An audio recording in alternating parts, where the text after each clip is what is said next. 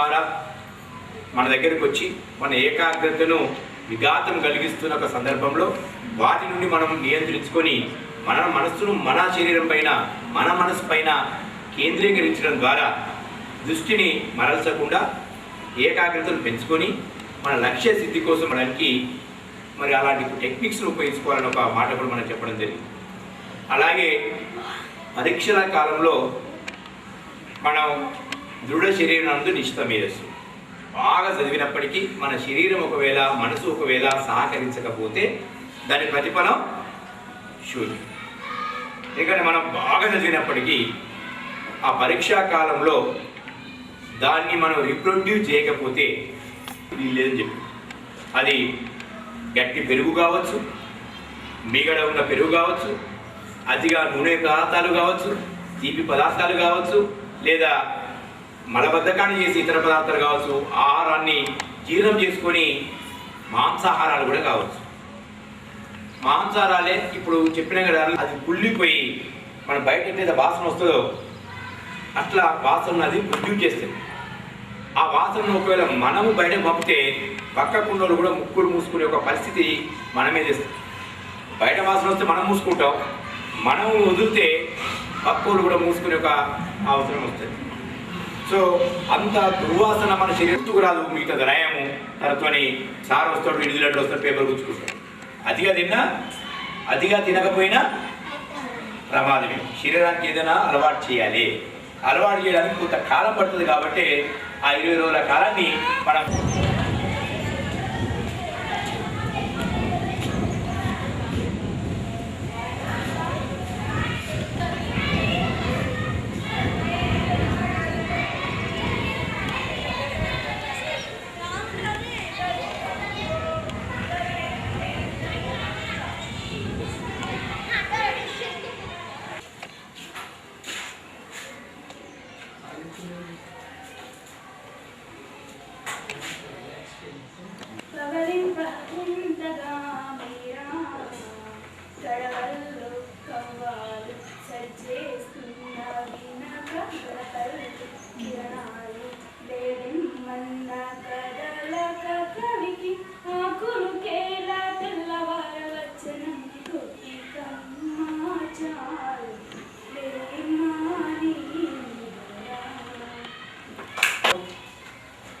నేను ఇక్కడికి ఆర్యవైశ్య సంఘం వాసవి ఇక్కడ ఇంటర్నేషనల్ తరఫున వచ్చాను.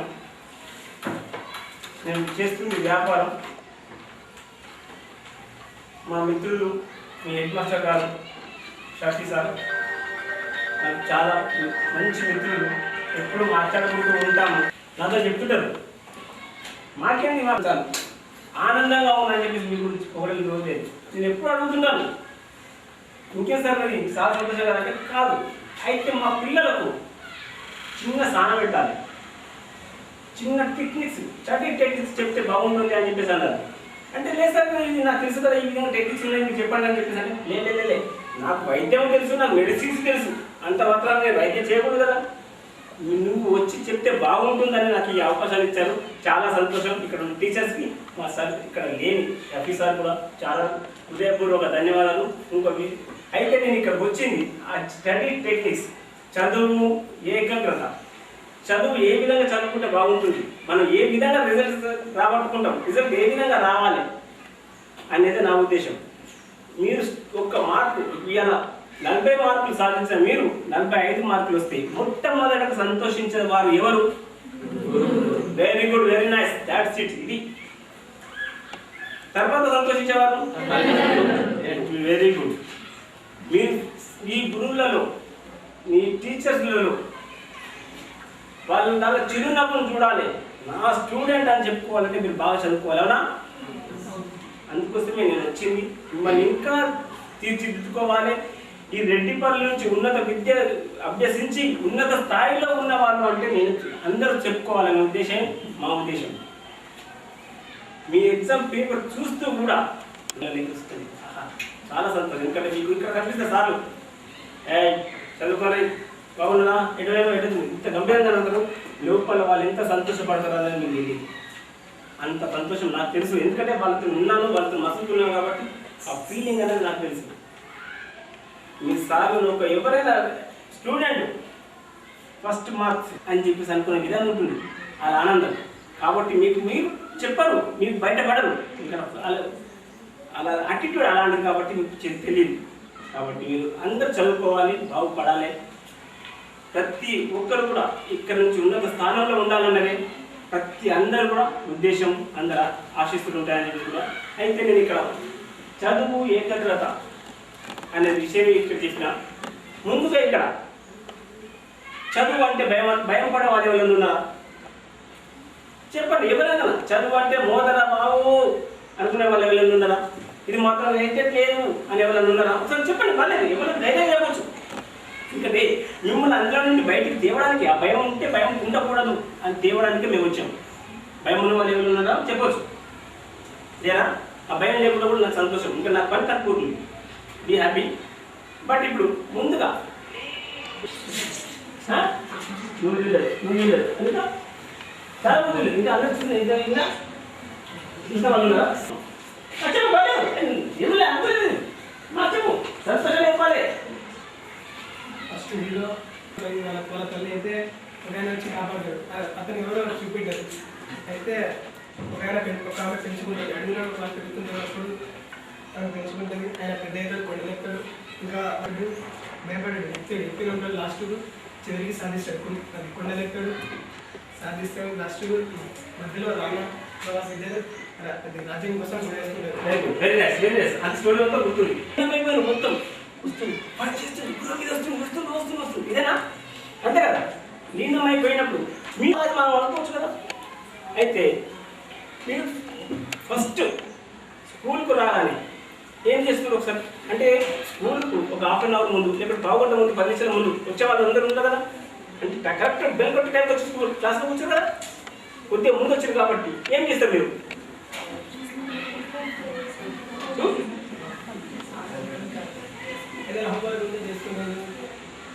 కరెక్ట్ చెప్పాలి. ఇక్కడ సార్లు ఉన్నాను కదా.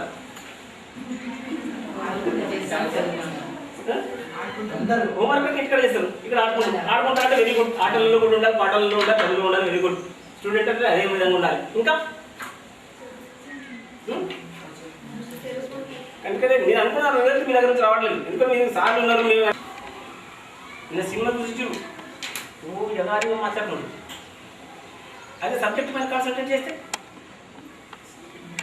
ఏమి అవునా?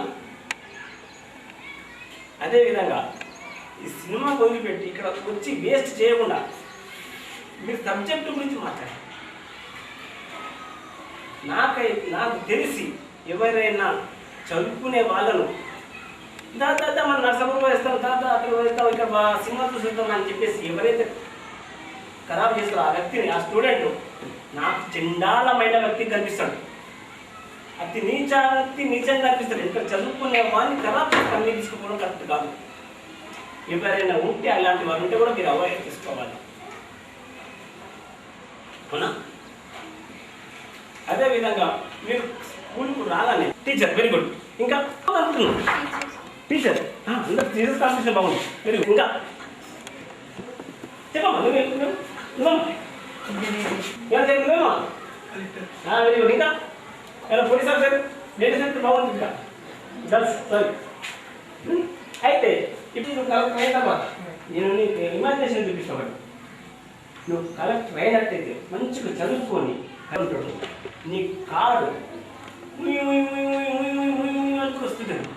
ఇంకొక పోలీస్ జీప్, ముంగడొక పోలీస్ జీప్, ఈ రెడ్డిపల్లి మీద సర్వం జరిగి ఇక్కడ ఈ ప్రాంతాలు ఆగిన స్కూల్లో నువ్వు స్టైల్ అన్నకి నీ డ్రైవర్ దిగి నీ డోర్ తీస్తే స్టైల్గా దిగు. ఇన్షర్ట్ ఇస్తావు, కొత్త బట్టలు ఉంటాయి, డ్రైవర్ గ్లాస్, గోల్డెన్ వాచ్, ఇలా గ్లాసెస్ తీస్తే ఏ విధంగా అనిపిస్తావు? సరే ఈ ప్రాంతాన్ని ఇచ్చావు, ఒక్కసారి ఇచ్చావు. స్టెథోస్కోప్, పెద్ద హాస్పిటల్ ఉంటుంది, అందులో కారు దిగి మెట్ల మీదకి నడుచుకుంటూ వెళ్తుంటాడు.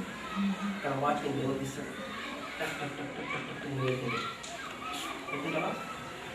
లోపలికి అడుగు పెట్టాలని నమస్కారం డాక్టర్ అంటుంటారు, నమస్కారం మేడం అని చెప్పేసుకుంటారు. ఏ విధంగా ఉంటుంది మీ ఫీలింగ్? ఉందా? ఉందా? గ్రహించుకుంటే మనకు ఉన్నత స్థానాలంతా ఉన్నతమైన మార్పులు కూడా వస్తాయి. ఇంకోటి మధ్యాహ్నం లంచ్ అవ్వాలి. మీరు అంతా లంచ్ చేసి రిలీఫ్ కావాలి, మీకు ఎనర్జీ కావాలి. రిలీఫ్ అంటే ఏ విధంగా అంటే ఒక చిన్న బట్ట తీసుకొని మంచిగా చేసి 2 minutes, జస్ట్ 2 minutes కళ్ళ మీద వేసుకొని రిలీఫ్ కావాలి. ఆ రిలీఫ్ అయితే ఎనర్జీ మీకు వస్తుంది. అంటే పొద్దున్న నుండి మధ్యాహ్నం వరకు మీరు ఎన్నో ఆలోచన చేశారు, ఎన్నో గుళ్ళకి ఎక్కించుకుంటారు కాబట్టి ఎనర్జీ కాస్త కావాలి. కాబట్టి ఒక 2 minutes రిలీఫ్ కావాలి. రిలీఫ్ కావాలని చెప్పి నిద్రలో మాత్రం జరగకూడదు. నిద్రలోకి ఎవరు వెళ్ళకూడదు. రిలీఫే కావాలి. ఎందుకంటే మనకు కావాల్సింది ఫస్ట్ ఎనర్జీ. అమలుగా విభజించుకోవాలి. స్కూలు రామాయణం ఉంది, రామ లక్ష్మణుడు సీత. తర్వాత రావణుడు వచ్చాడు, సీతను తీసుకెళ్ళాడు. ఒకటి రామ లక్ష్మణుడు సీత అంటే వాళ్ళకు మొత్తం వాళ్ళ ఫ్యామిలీ ఏంది, ఫ్యామిలీ బ్యాక్గ్రౌండ్ ఉంది, అది అక్కడ వచ్చేసింది. తర్వాత రావణుడు వచ్చాడు, తీసుకెళ్ళాడు. ఎందుకు తీసుకెళ్ళాడు, ఏదైనా తీసుకెళ్ళాడు. ఆ పార్టీషన్ మొత్తం వస్తుంది, పాటిస్తుంది. ఆ తర్వాత యుద్ధం జరిగింది. ఎందుకు జరిగింది? That's very good. అది కూడా మీకు మొత్తం తెలిసిపోతుంది. అంటే ప్రతి లెసన్ కూడా మీరు 3 పార్ట్స్ చేసుకొని ఇంటి కాడ వివరంగా రాసుకోవాలి. ఉంటుందా? ఆ విధంగా చేసిన తర్వాత కూడా ఇంటి కాడ పోయిన తర్వాత ఫ్రెష్ అప్ కావాలి. ఫ్రెష్ అప్ అయి చిన్న లైట్ స్నాక్స్ తీసుకొని ఒక 10 నిమిషాలు రెస్ట్ తీసుకొని ఆ తర్వాత మీరు స్టడీ తీసుకోవాలి. స్టడీస్ ఏ విధంగా అంటే మీ పక్కకు చిన్న పిల్లలు ఉంటారు, ఇంకా మీ ఇంట్లో కూడా అక్క చెల్లె తమ్ముడు అందరూ ఉంటారు. అవునా? వాళ్ళకు స్టడీ వాళ్ళ సబ్జెక్ట్ మీద వాళ్ళకి చెప్పాలి.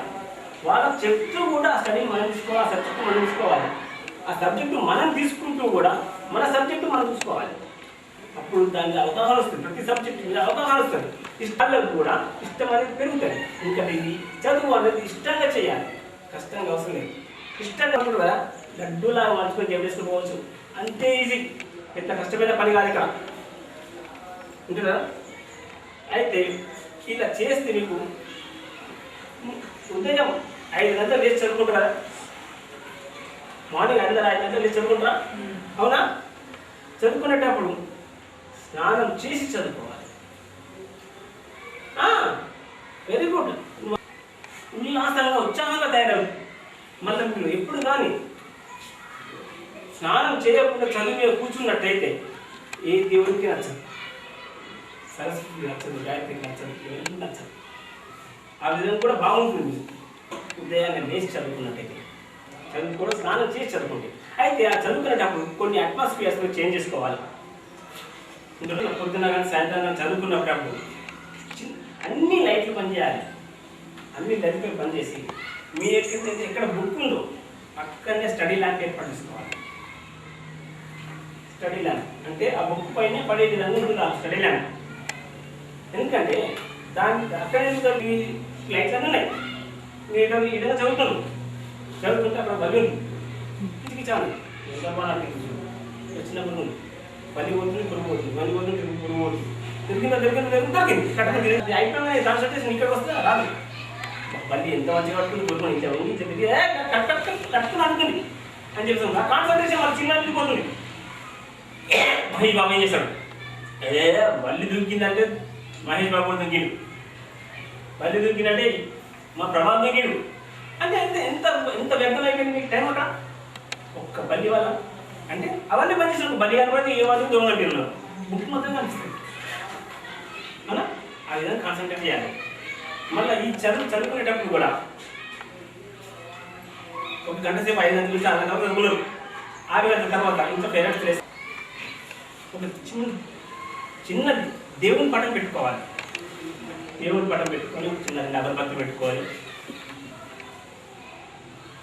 ఇక్కడ ముక్కు జాండుగా లేకపోతే ఏదైనా మెంతాల్ సంథింగ్ ఏదైనా మెంతాల్ అటువంటి ఇక్కడ పెట్టుకుంటే ఇదంతా ఫ్రీ అవుతుంది కాబట్టి ఇక్కడ ఏ ఇబ్బంది కలుగుతున్నాను నిన్న ఈ బేసిక్గా ఏం కలదు కాబట్టి దాన్ని కాన్సన్ట్రేషన్ పెట్టచ్చు. అయితే మనం ఆ వాసన రాకూడదు, కిచెన్లో జరిగే వాసన రాకూడదు అంటే చిన్న లవంగం వేసుకోవాలి. లవంగం మనకు దగ్గర అతి దగ్గర ఉంది ఉందా? అతి దగ్గర ఉంది కాబట్టి ఇంట్లో గులాబ్ చేసినా మనకు లేదు, లడ్డూలు చేసినా మనకు లేదు, చికెన్ చేసినా తెలియదు, అంటే మటన్ చేసినా మనకు లేదు. కాన్సన్ట్రేషన్ అటు పోదు. ఇక్కడ మనం చదువు మీద మనసు పెట్టచ్చు. అవునా? అయితే ఇది దేవుని పట్టం పెట్టుకుని అగరబత్తులు పెట్టుకున్నాం కాబట్టి గుడిలో ఉన్న ఫీలింగ్ కలుగుతుంది. గుడి ఎంత సైలెన్స్ ఉంటుంది, ఎంత పీస్ఫుల్ ఉంటుందో ఒకసారి ఆలోచన చేశారా? చాలా నిశ్శబ్దంగా హాయిగా ఉంటుంది. ఇప్పుడు మనం దర్శనం చేసుకున్న తర్వాత 2 నిమిషాలు కూర్చోవాలంటారు అందరూ. ఎందుకు? పొద్దున కూడా చేసుకోవచ్చు. ఇవన్నీ డోర్స్ బంద్ చేసాం. మనకి పొద్దున్న సాయంత్రం నాకు లేదు, నైట్ వేసుకున్నామంటే కదా మన పొద్దున్న ఫీలింగ్ మార్నింగ్ ఉన్న ఫీలింగ్ ఉంటుంది. అదేవిధంగా అయితే మన ఎగ్జామ్స్ అయ్యేటప్పుడు మనం పొద్దున చదువుకున్న తర్వాత మనశ్శాంతిగానే పోవాలి. ఎగ్జామ్ ఇంత ఏదో లేని అక్కడ ఏదో లేని ఇక్కడ ఏదో అని చెప్పి అర్థం ఉంటుంది. చిన్న చిరునవ్వు నవ్వుకోవాలి. ఎందుకంటే లాభింగ్ చేశారు నేను అడిగాను చెడిపోతుంది కాదు. అది దాన్ని చెడిపోకుండా చూసుకోవాలి ఫస్ట్. అయితే ఈ నవ్వడం వల్ల కూడా చాలా ప్లెజెంట్గా ఉండొచ్చు mind. Abdul Kalam, mother Teresa నిత్య యువతన యవ్వనంగా ఉన్నారు అంటే అది లాభంతోనే. చిన్న స్మైల్తోనే ఉన్నారు. ఇప్పుడు ఎన్నో క్లబ్లు కూడా దీనికి వచ్చింది. మనం అనుకున్నారే సారం అంటారు ఏంటి అని. ఇప్పుడు తప్పు కాదండి, అనుకోవాలి. మనం మనసుని ప్రశాంతం చేసుకోవాలి. ఫస్ట్ ఇంపార్టెంట్ అది. ఎగ్జామ్ తయారయ్యేటప్పుడు కూడా లైట్ ఫుడ్ తీసుకోవాలి. లైట్ ఫుడ్ అయితే ఎప్పుడు కానీ మనము నాన్ వెజ్ తినకూడదు. కళ్ళు బరువుగాను మైండ్కు బద్ధకంగాను ఉంటుంది. అప్పుడు ఎవరు ఉన్నప్పుడు మనం ఏమైనా పని చేయగలుగుతామా? ఈ ఒక్కరోజు మామూలు రోజు అయితే ఎగ్జామ్ ముందు మాత్రం 20 రోజులు పనిచేయాలి. 20 రోజులు పని చేస్తే మనం సాత్విక ఆహారం తినాలి. సాత్విక ఆహారం అంటే మంచి పండ్లు, కూరగాయలు, వేడి అన్నం మాత్రమే తీసుకోవాలి. కానీ పోటీ చేసింది అంటే ఫ్రై చేసింది కదా అని చెప్పేసి ఫ్రైస్, అప్పాలు, బజ్జీలు మంచిగా అని చెప్పేసి అవి తినకూడదు. ఉప్మా లైట్గా ఇవి తిని మనం ఎగ్జామ్ బయలుదేరాలి. ఎగ్జామ్ బయలుదేరే ముందు కూడా ఎవరితో అధికంగా మాట్లాడకూడదు. టైం చూసుకోవాలి. ఫస్ట్ టైం తీసుకుని హాఫ్ అన్ అవర్ దగ్గర కాకపోయినా 20 మినిట్స్ ముందు బయలుదేరి మనం ఉండాలి. అయితే ఆ టైం ఇక్కడ చూసుకోవాలి. అయితే కొందరు మనం ఇప్పుడు బస్సు ఎక్కి పోవడం, బస్సులు వేలాడుతూ పోవడం ఒక ఫ్యాషన్. అంతే ఖర్చు అవుతుంది కావచ్చు. మన కోసం మనకు ఆ ఖర్చు మనకంటే ఎక్కువ కాదు కదా. అయితే ఎగ్జామ్ పోయేటప్పుడు 4 స్టూడెంట్స్ ఉన్నారు, మన కొలీగ్స్ ఉంటారు, మన ఫ్రెండ్స్ ఉంటారు. మన ఫ్రెండ్స్ ఉంటారా? వాళ్ళతో కలిపి ఒక 4-5 కలిసి ఒక ఆటో తీసుకొని మాట్లాడుకొని వెళ్ళాలి. లేదు ఒక్కనే ఉన్నా అంటే ఎవరైనా లిఫ్ట్ తీసుకోవాలి. అక్కడ దగ్గర 20 నిమిషాల ముందు అక్కడ చేరుకోవాలి. మనం ప్రశాంతంగా ఉంటాం కాబట్టి హాల్లోకి వెళ్ళిన తర్వాత ఆ క్వశ్చన్ పేపర్ చూస్తూ పేపరా ఏముంది ఏం చేసి తీసి పడేస్తాం, రాసి పడేస్తాం అనే ధైర్యం మనోధైర్యం మనం తెచ్చుకోవాలి. కానీ పేపర్ చూసి భయపడ్డారంటే అది ఎగ్జామ్ ఉండిపోతుంది. మళ్ళీ ఎగ్జామ్ రాసేటప్పుడు కూడా ఎగ్జామ్ రాసి మనం చదువుకునేటప్పుడు కూడా ఏదైతే హార్డ్ సబ్జెక్ట్ ఉందో అది మధ్యలో పెట్టి ఈజీ సబ్జెక్ట్ ఇటు పెట్టి ఆ తర్వాత ఈజీ సబ్జెక్ట్ ఇటు పెట్టుకోవాలి. ఉంటుందా? ఈజీ సబ్జెక్టును 10 నిమిషాలు, హార్డ్ సబ్జెక్టు 15 నిమిషాలు అక్కడ బదిలిపెట్టుకుని మనం హార్డ్ సబ్జెక్ట్ చదివేటప్పుడు. ఎగ్జామ్ మంచిగా రాసినామా, నువ్వు ఎట్లా రాసినావు, నేను ఎట్లా రాసినా, అది బాగుందా, ఇది బాగుందా, ఈ క్వశ్చన్ ఏంది, ఈ ఆన్సర్ ఏంది అని చెప్పి ఎక్కువ మాట్లాడకూడదు. ఎందుకంటే మనం రాసినాం అయిపోయింది, ఫలితం అప్పుడు వస్తుంది. ఇప్పుడు మనం బాధపడడం లాభం లేదు. అవునా? దాని గురించి ఎందుకు ఆలోచన? క్వశ్చన్ మనం నెక్స్ట్ ఎగ్జామ్ ప్రిపేర్ కాలేదు. కూడా కూడా మనం పొద్దున ఏ విధంగా మనం చేసుకున్నాము శిక్షపై టేబుల్ ల్యాబ్ ఇంకేం చెప్తా మెంతాలు తీసుకొని ఇంకా అగరబత్తి వెలిగించుకొని ఇంకా దేవుని పడడం వెరీ గుడ్ వెరీ నైస్. ఇంకా లాభంలో చేసుకొని ఆయన చదువుకుంటే పొద్దున ఉదయం చదువుకున్న ఫీలింగ్ సాయంత్రం అవుతుంది. మళ్ళీ ఎన్ని పడితే ఏమైనా క్వశ్చన్ ఏం చూడండి అంటే నేను చెప్తాను. ఇంకా డౌట్